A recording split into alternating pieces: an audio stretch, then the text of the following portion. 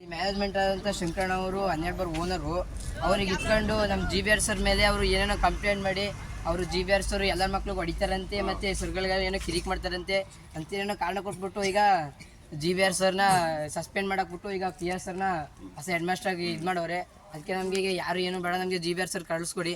ನಮ್ಗೆ ಇನ್ನೊಂದು ತಿಂಗಳು SLC ಎಕ್ಸಾಮ್ ಬೇರೆ ಐತೆ.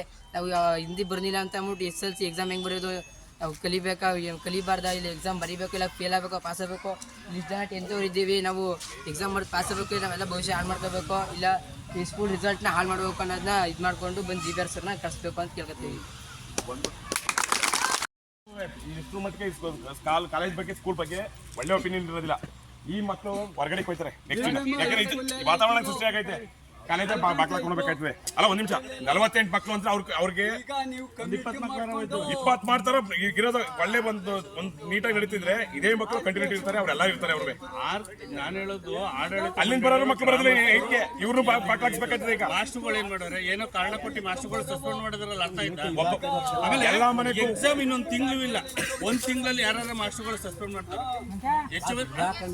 ಈಗಲೇ ಡೆಪ್ಟೇಷನ್ ಈ ಸ್ಕೂಲಿಂದ ಸರ್ ಇಲಾಖೆ ಏನ್ ಮಾಡಿದ್ರೆ ಬಂದಿದ್ದಿಲ್ಲ, ಇಲಾಖೆ ಮಾಡೋರ ಇಲಾಖೆ ಮಾಡಿಲ್ಲ, ಬಂದಿಲ್ಲ, ಇಲಾಖೆ ಬಂದಿಲ್ಲ. ಇವ್ರು ಮ್ಯಾನೇಜ್ಮೆಂಟ್ ಅವ್ರದ್ದು, ಅದನ್ನೇ ಮ್ಯಾನೇಜ್ಮೆಂಟ್ ಯಾರು ಅವ್ರ ಯಾರು ಕೊಟ್ಟಿರ್ತಾರೆ, ಯಾರು ಯಾರು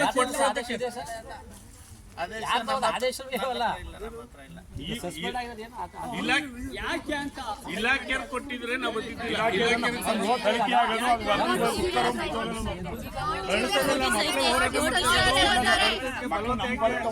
ಸರ್ ನಿಮ್ ಬಲವಂತ ಬೇಡಿ ಸರ್. ಈಗ MLA ಫೋನ್ ಮಾಡಿದ್ರು ಹುಡುಗರು, MLA ಬರ್ತಾವ್ರೆ, MLA ನ್ಯಾಯ ಕೊಡ್ತಾರೆ, ಬರ್ತಾರೆ.